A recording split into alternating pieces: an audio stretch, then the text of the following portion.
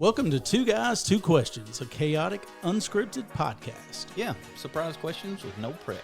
I'm Ryan Keaton, a real estate guy who's happiest with an ocean view. And I'm Jarrod Greer, a retro toy fanatic / loather who may or may not have a Batman cape within arm's reach right now. You definitely do. You don't know that. From alligators to vibrators, superheroes to existential crisis, we cover it all. Plus, every month we'll bring in a mystery guest and try to keep things extra unpredictable. So if you like spontaneous conversations, French bulldogs stealing the show, and two guys who think they're funnier than they probably are, then you're in the right place. Yep. Well, enough of this. Let's do this. Two Guys, Two Questions starts now. All right. What's up? What's going on, man? Just chilling. Just Stop yelling at me, man. Don't yell at me, man. Shit. No, hell, not much. As you know, trying to buy a building. But past that, not a whole lot going on. I was sick as hell last week. Didn't put shoes on for about 6 days in a row. Well, I don't know if I told you this, but probably about, it's probably been about 4 or 5 weeks ago at this point, at least. I got hit. I was turning in my vehicle, going to be purchasing a vehicle, sitting at a red light, about 12 cars backed up. All of a sudden, I get blasted. No, never heard the story. So, funny enough, it's right beside the state police post, but it's on a Sunday, nobody's there, so we pull in, okay, whatever. The guy accidentally hit me. I go back, look, there's not much damage to my car. His car's just trashed. And he gets out, and he's like, oh, man, I'm so sorry, and he's super nice, and I'm like, it's all right, dude, and, stuff happens. Just call the cops, we'll get a report, and we'll figure it out. And Dixie's like, was that guy messed up? I was like, well, I don't know. Cop gets there, comes over to me, says, what's happened? And I tell him, I was like, everybody's fine. Nobody got hurt. He goes back to the other guy. He's back there. He literally walks back there. I watch him. The guy's standing about 20 feet from me, and he walks over to the guy, and he's like, son of a bitch, get over there against the car and don't you move your ass. I'm like, what in the world? Turns out the guy is, apparently drunk. He's high, and, so they end up taking him in. As one does. So, I went ahead, turned the vehicle. There wasn't any real damage. Decided not to file a claim because it wasn't worth it. And, all right. This was a rental vehicle? Or? No, this was, my vehicle's I lease. Gotcha. So, turned it in. They looked at it, and they're like, okay, it's fine. Don't worry about it. And I'll be damned, I got a freaking summons to go to court. And I call them, and I'm like, do I really have to come to court? And they're like, well, yeah, he's involved in blah, blah, blah, blah, blah, yeah. So we need to hear you as a witness. And I was like, and this is in Charleston. So it's, oh, shit. It's not like I have to drive, 10 minutes. So, it's not awful, hour and a half, but I mean, that's a day gone to go up there. Yeah, you're killing a whole day for that. And I'm just, what it got me thinking was, what the hell is this standard? Because that's what I asked him. I was like, do I have to come? As like, whatever you all want to charge him with or whatever you want to do, that, have at it. But yeah, but you are the complaining witness. I mean, I guess technically he was drunk driving, but which is, I guess, a crime against well, it turned out he had an expired license and no insurance and DUI, and he had... Yeah, so he hit the lottery. Yeah, he touched all bases. Yeah. And the reason his license was suspended, I found out later, because the cop told me, was that he had his license suspended because of his first DUI. Yeah, well, that happens to the best of them. But I just got to thinking, man, what happens if that would have happened in Utah, or something to that effect? Would I have to fly back for that kind of... I mean, the answer is, I don't think, even... I don't know. Lawyers of the internet can tell us, but even if you don't show up, they can't do anything to you, can they? Well, I guess technically, because I asked him, I guess if you piss the judge off, he can say, give that guy a failure to appear. But I don't know. We have people shoplift from us all the time, and sometimes we go to the court, and sometimes we don't. It's usually worthless to go because only one time in history have we ever got our stuff back. So, I was supposed to go do that on Tuesday. Yeah. And something in my head before I pulled out, or before I got ready to leave the house, because, I had to leave about 2 hours or so before the actual court time, I decided to call. and it had been stayed. Yep. And they're like, oh, and they weren't going to tell you. They weren't going to call you and tell we you. didn't send anything out. So I was like, so what would if I'd have drove here 2 hours? And she's like, yep, nothing we could do. Sorry. Best thing to do is to call before you leave every time. Like, wonderful. Thanks for the advice. So did they reschedule it or what? Yeah, they just said they would let me know. I'd receive something in the mail whenever they put it. That's nice of them. And I told them, I was like, well, depending on how long y'all drag this out, I said I could be on vacation or whatever. And they're like, yeah, just let us know. It won't be a big deal. They'll just push it out again. Yeah, that's just wonderful. You got to love it when the legal system works in your favor when you are the victim of a crime. Yeah. Yeah, it's got to be real convenient for you. Anyway, we're going to buy a building this week. Man, I think it's going to happen. Okay. Ryan is trying to help me buy a building. And we've been already working on this for seems like forever. I know it hasn't been that long. I'm just very impatient. But anyway, so we're trying to buy a new building and move some shit into so we can continue filling up every piece of real estate in Ashland, Kentucky. with you listeners, Grandma and Grandpa's stuff. Yep. Yeah. Your grandma's shit. That's what we're calling the next business model. Your grandma's shit. Yeah, your grandma's shit. Anything your grandma. Although, I do think that'd be kind of funny if you named it like YGS or something like that, and people are like, "Oh, that's kind of weird. What does that mean?" It means your grandma's shit. Yeah. Well, Ryan thinks I'm crazy, but today we were in this building looking around, and the previous owner I think has died, and then they left all kinds of stuff in the building, and it was very neat just looking at all the stuff in there, and obviously I don't know if they're going to clean it out before we get it bought or not, but. Either way, I think Ryan got a taste of what it's like to look at somebody else's stuff, in at least through my eyes a little bit. Yeah, it was very interesting because I would go through a building, and I've been through similar buildings to like that. I would be in and out of that just as quick as possible, and just like, hey, let's talk, with whatever the client needed. But I would never go, ooh, that's $50, that's $25. Yeah, I look at everything with the. With the thing of if it gets left there, that's an extra $3 off the cost of the building for me. I felt like I almost felt like it was like a Mario or something like that, and you're figuring out ways to bump into it and turn it into a coin. Yeah. That's a super coin. Yeah, that's good. I like that analogy. Really, that's a good one right there.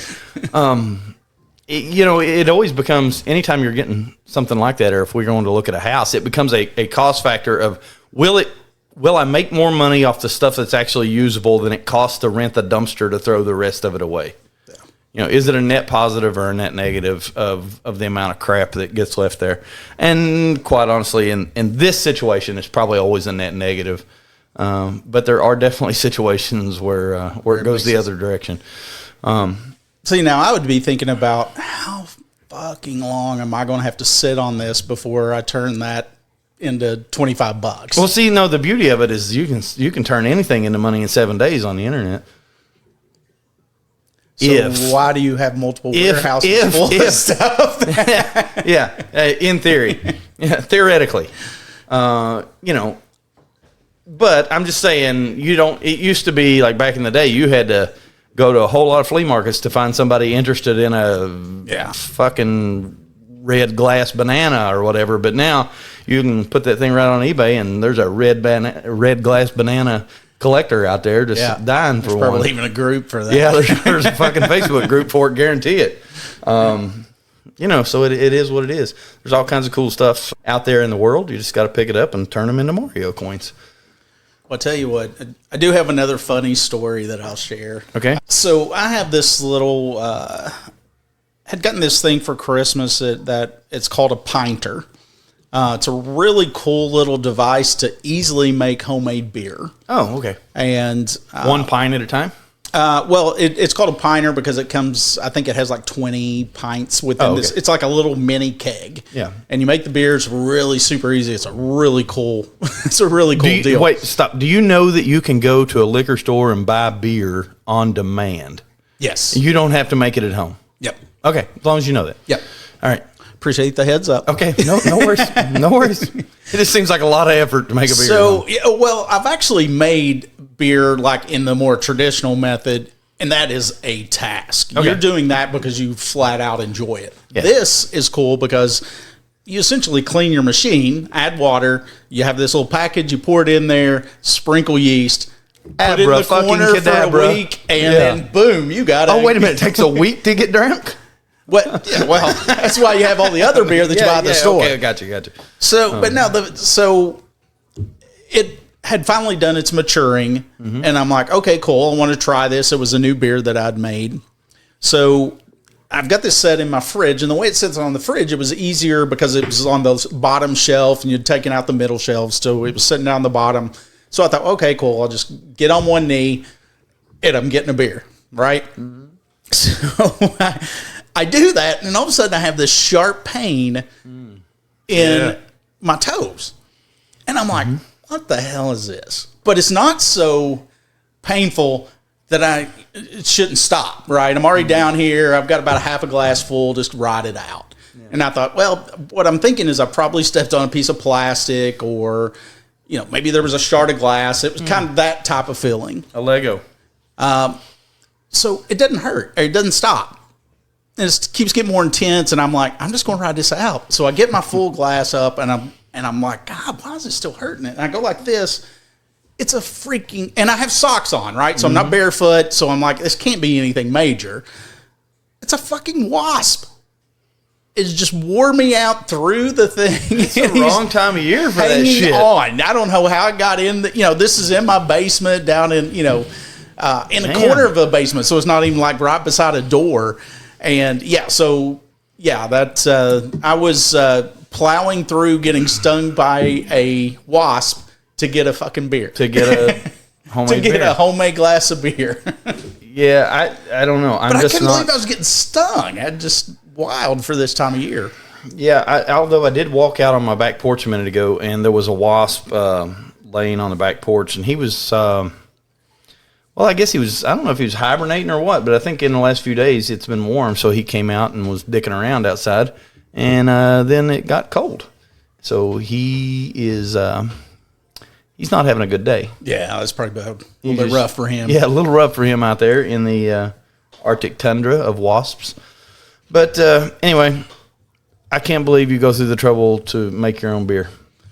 That's just outside the realm of something I would ever dream to do. I don't know. I mean, I guess I do so much stupid shit that it's impossible for me to judge anybody else's stupid shit. Yeah. I don't know. I just don't get it. I think it's almost like the collection shit. Right? Yeah. It's the same kind of thing, because there's things that you do that I'm like, there ain't no fucking way. Maybe it's a sense of accomplishment. I am a man. I have made alcohol from some stupid shit I got for Christmas, and I made my own beer. Yeah. So maybe it's just the sense of accomplishment thing. Well, I like craft beers. I'm not a Bud Light, Miller Lite guy. That's not my jam. I'm not drinking those. So I'm always getting more of a craft beer. I like darker beers and those kind of things. So are you making your own beer and then critiquing it, or are you just making your own beer and being tickled to shitless you made your own beer?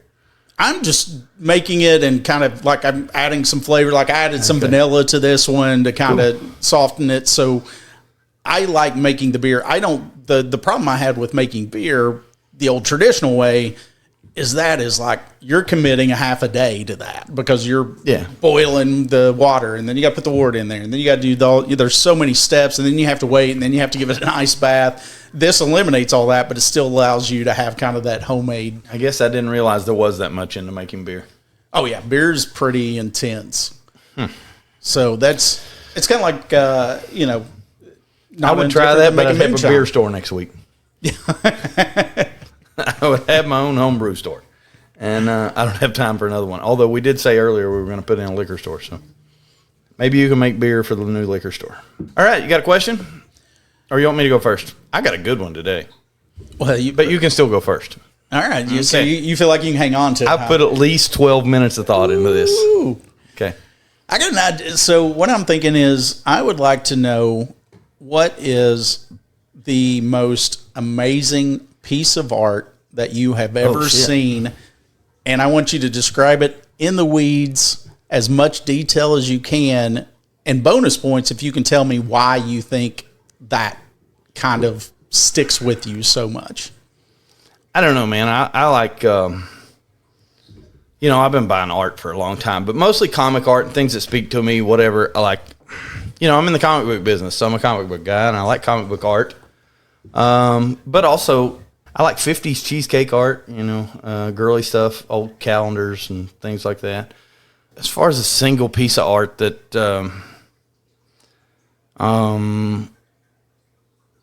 gosh, I don't know, man. There's so many. I have a fascination with a 1950s comic artist named Matt Baker.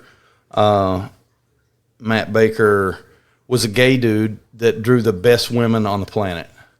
And I don't know if he just appreciated, or if he just had an eye for detail or whatever. But anyway, dudes in general, old comic book dudes love Matt Baker art. And yep. I'm one of those guys, I guess.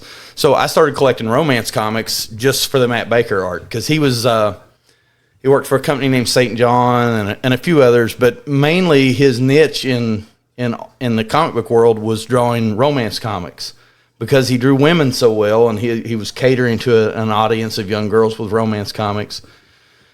Actually, I don't even know if that's the exact reason, but he ended up drawing women very well, and so I started collecting Matt Baker comics. It's probably on my bucket list to own an original piece of Matt Baker art, but there's not a ton of them out there for sale. Most of the ones that are out there are being hoarded up by a few guys. The art industry is a weird thing, or the art collecting world is a weird thing. Art is only valuable if people say it is. Mm-hmm. And so there's...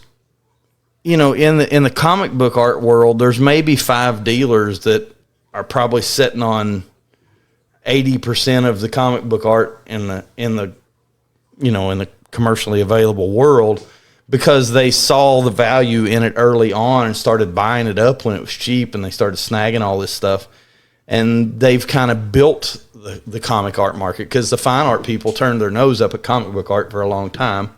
Yeah. That's lowbrow shit or whatever. But yeah. But now, like 50s and 60s comic book art is really, making serious money. Especially if you get into, the mainstream stuff, Spider-Man, Batman, that kind of stuff. I don't think you can buy an Amazing Spider-Man cover for less than $100,000 now. Like even something made in the 90s. But as far as a single artist, I'm into Matt Baker.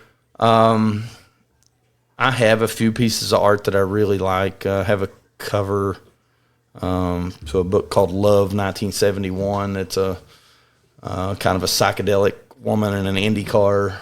Let me show you for visual reference here. We have a whole computer. I can show you what this cover looks like. 1971.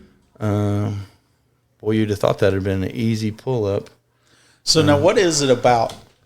What is it? His style? What is it about him specifically?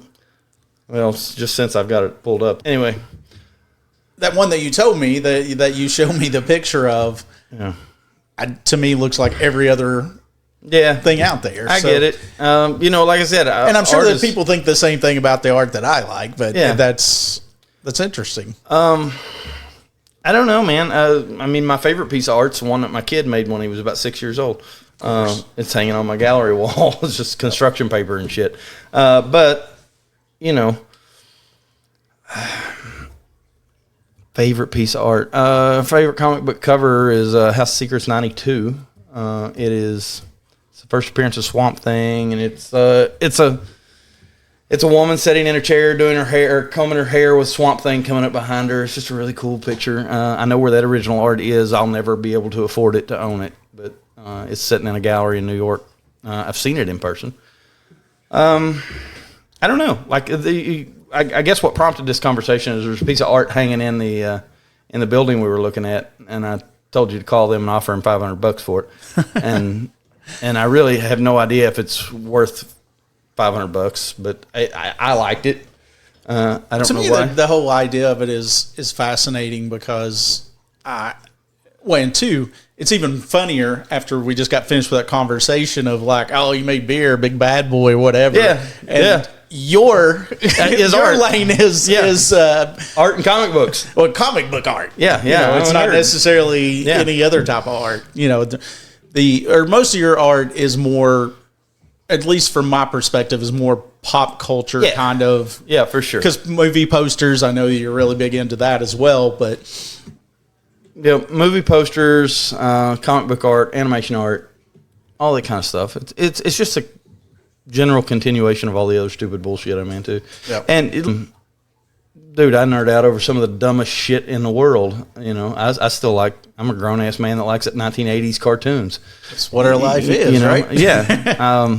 So I get it, totally get it. My dad is fascinated. He comes in my store and he'll pick up a little action figure or a little gun and say, "What's that gun worth?" You know, and it's a 1 inch long pistol from Han Solo. I'll say, "That's a $40 gun, Dad," and you know, and he just laughs and is amazed by that whole thing. So, you know, people do dumb shit all the time. Yep. Art is one of the dumber things in the world, but I have found some joy in it over the last few years. To me, that's all. That's what art is. Yeah. You know, whether it's but you know visual the difference. arts and then, you know, something to that effect, or whether it's TV shows or any of those kind of things. I think it's made to move you. Yeah, but the difference in a $10 piece of art and a $10,000 piece of art is simply marketing or Scarcity. you know, it's not even so much scarcity. I've got kind of what I believe, at least what happens is some artist makes a cool painting and some dude buys it. And then he shows it, you know, some dude buys it at some random number, and then he shows it to 3 of his friends and says, "Man, you really need one of these. You know, you ought to get hooked up with this artist. He's really good. He'll probably do something nice for your living room." You know, and that creates demand for that artist's stuff. And then eventually, there's some really cool documentaries on how the art world works on Netflix if you ever get down a rabbit hole. But eventually, like you know, the Andy Warhols of the world. You know, there are a few families that own shit tons of Andy Warhols, and if one ever comes up for auction, one of those families is going to buy that Andy Warhol. They're not going the rest of it. They're not going to let them sell cheap. You know, if you have 100 pieces of Andy Warhol art, this is just an example. If you have 100 pieces that you think are all worth $10,000 each plus, and somebody puts one at an auction, you're not going to let it sell for $2,000 because that's going to set a precedence for all yours, and people are going to say, "Oh, those are just $2,000 pieces of art now." You know, because we live in some weird world where value is based on whatever the last sale was. At least in pop culture type items, I price comic books every day based on some analytics of what the last one sold on eBay sold for. So they could be selling for, you could sell 100 copies of this book for $100 each. And if one sells tomorrow for $70, the whole world now believes that book is worth $70. Yeah. You know, but every dumb some bitch at a comic convention for the next 9 weeks is going to say, "Well, the last sale was $70. Yeah. So well, but what it all boils down to same is thing with something comps is real estate. Yeah, something is worth whatever somebody is willing to pay for it. No, that's interesting. I kind of felt like the name was obscure. I didn't know where that was coming from, but I figured it was probably going to be in that world. But yeah. I love art museums. Yeah. Every single time that I go away from here, I'm going to try to find an art museum, whatever that is. The ones that really fuck Salvador with me. Dali, Yeah. I love his art. Yeah. There's a Goddard, Michael Goddard, which is the Martini guy. I've actually got 2 of his original pieces that I bought, and his pieces are really different, you know. So it might as well be a comic book type of thing come to life in his world. But it's interesting. I like kind of his avenue because there's a lot of artists that are kind of in that little category. Yeah. But it is interesting to me how they come up with their prices, you know, and then, you know, it's this price if it's, you know, if it's an original. It's this price if I've just took an original and I touched it up and I put a number on it, you know. So that is a pretty fascinating world in general. Yep. And okay, so if you take, I mean, there's all this discussion around so there was a little guy somewhere overseas. I don't remember if it was in China or where. Anyway, that was recreating all these modern masters artworks, you know, and was recreating them to the point where none of the experts knew the difference. Yeah. There's a documentary on that on Netflix too. But that leads you to, okay, if you would just appreciate this piece of art more than you appreciate $10,000 in cash, why does it matter who the artist was? Mm-hmm. I mean, that's part of the shtick, and that's the way I judge art. I look at art and say, okay, you want $200 for that? Would I rather have $200 in my pocket, or would I rather have that piece of art? You know, which is going to make me happier day in and day out? $200 or that piece of art?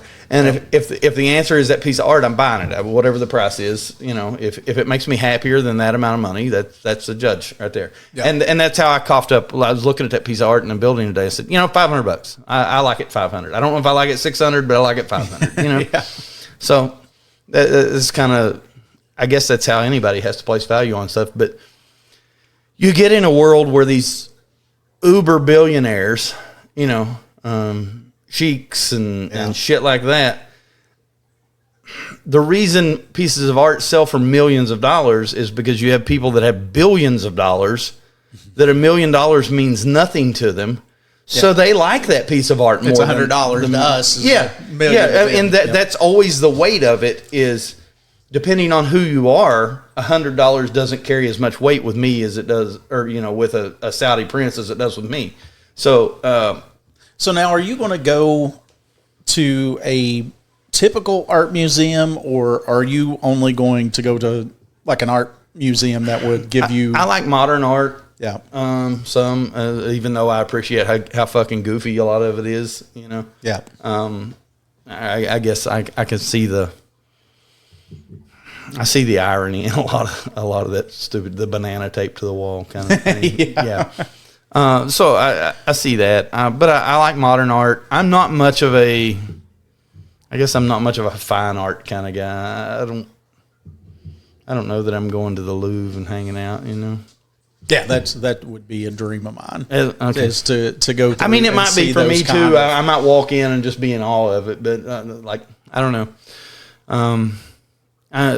For me, it's comics and pop culture and that sort of thing. I appreciate the talent that goes into into art. I mean, the talent and the discipline that goes into art. But I'm not, and we've talked about this at length. I'm not artistic at all. I have, I just can't draw where the fuck. I have all kinds of ideas, and the people that do graphic design for me laugh at me, and they say the only thing I know is what I don't like. I never can describe what I want, you know, or what I will like, but I always know what I don't like when I see it. So I think most people are like that. Yeah, probably. Anyway, does that beat you to death on that one? Probably. That's good, man. That's good. I'm anxious to hear your question. Okay, well, here you go. So I was thinking about this, and this is a two-parter a little bit. How do I want to phrase this?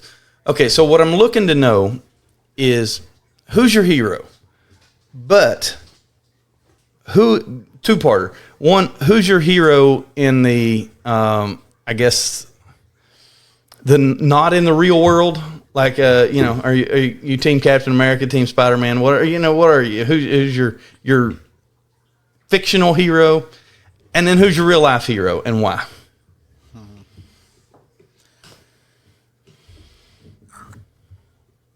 I don't know that I have. I think hero's a strong word. It is. Now, if you're wanting to know who my favorite comic character is, but is there one that you relate to, or that you see the virtue in, or that, you know? It is probably in. I think they all have different virtues. I mean, I think that, you know, Batman's obviously cool. Yeah. He's got money and he's chosen to spend that on toys and ways to do that, but he's also tormented. I'm not a real big comic person. Right. It doesn't necessarily have to be comic books. I like Deadpool. Yeah. Just because I wish I was that fucking cool. And didn't care. Wish you could like be a badass and a comedian at the same time. Yeah. Yeah. Yeah. Who doesn't want to be Ron Reynolds? Right? Yeah, I guess. Yeah. Yeah. I wanted his hardships. Yeah. I don't know.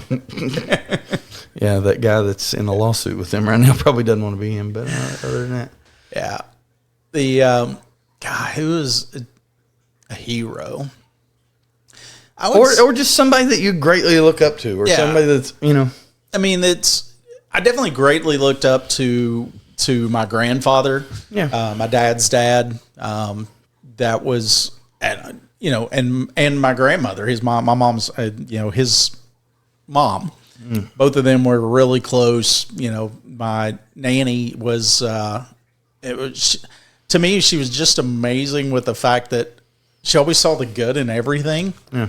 Even though if she let you kind of like on the inside a little bit every now and then, she saw through the bullshit, but she wasn't going to call people on it, I guess, unless she had to. Yeah. She would, call a spade, but it was amazing to me how she made you feel. Every single time you were around her, you instantly felt loved. You felt important. Everything was great about it. Same way about my grandfather. So I think it would be really cool to know that somebody else felt that if I had that ability to do that, and I'm sure I've got the ability, and you would hope that people feel good, but just her uncanny way of being able to do it every single time. I can't remember a time where I thought, oh gosh, I can't believe, you let me down. And that's just, that happens with anybody, right? I mean, everybody falls short a little bit. So, I guess I would probably say them. They're unfortunately both gone now at this point. I mean, alive. Gosh. Well, on that note, I was thinking about this earlier when I was thinking about asking you this. Because it's everybody's immediate thought to say, my dad or my grandparents or whatever, and that's very true. Unfortunately, like you, my grandparents died, have been gone a while, or at least my grandfathers have been gone a while. I still have one grandmother, but my grandfather's been gone a while, and I wonder if my grandfathers died when I was young enough just to never see, they say the longer we're with somebody, you never meet your heroes, kind of thing. Yeah, Eventually they'll prove you wrong or whatever. But I wonder, I can't think of any flaws in my grandfather's. Yeah, and I wonder if that's because I was just too young to see the human side of them, or because like you, I want to say that. I can't. They were on 100% of the time, but I'm sure that's not necessarily true. Well, and I think you also have very selective memory. Yeah. But yeah, I'm always impressed with people that get put, like a LeBron James or somebody like that achieves what they've achieved, has given back to the community, seems by all, I don't know the guy obviously, but seems like a great father. And he's 40 years old and he's out there playing like he's 18. To have that much commitment, that much work ethic, and still raise your kids what seems like, to me, that's pretty daggone impressive. Yeah. Deion Sanders is another one of those. I mean, I don't love his shtick some of the times, and that's probably rude to say shtick, but he's not here. But I mean, that's right. Yeah. But some of that gets old to me personally. But what he says and the way he Deion's never going to hear this. Yeah, so. He doesn't have this on his download. Somebody's sending this shit to him tonight. Damn it! I got LeBron and Deion both at me. Yeah. But to me, he is impressive to be able to do and accomplish the kind of things that he's at. I love super athletes, and then ones that can turn that over. I mean, for all practical reasons, it seems like Deion's kids are great. They handle things and they're dealing with stuff that you and I will never, ever comprehend that they've had thrown at them that were entirely unfair, but but it was just because of their parent was who their parent was. And to see some of them thrive in the ways that they have and not do it in spite of, you see that sometimes where. Just think about how small of a percentage of humans become professional athletes, and then how small a percentage of professional athletes become successful human beings. Yeah.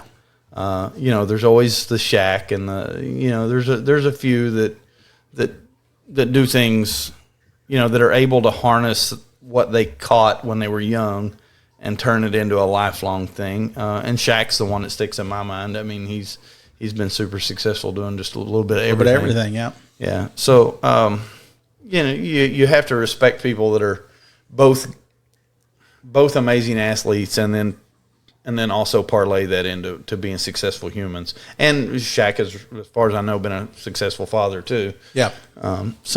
Did you see the dust up with LeBron and the ESPN guy?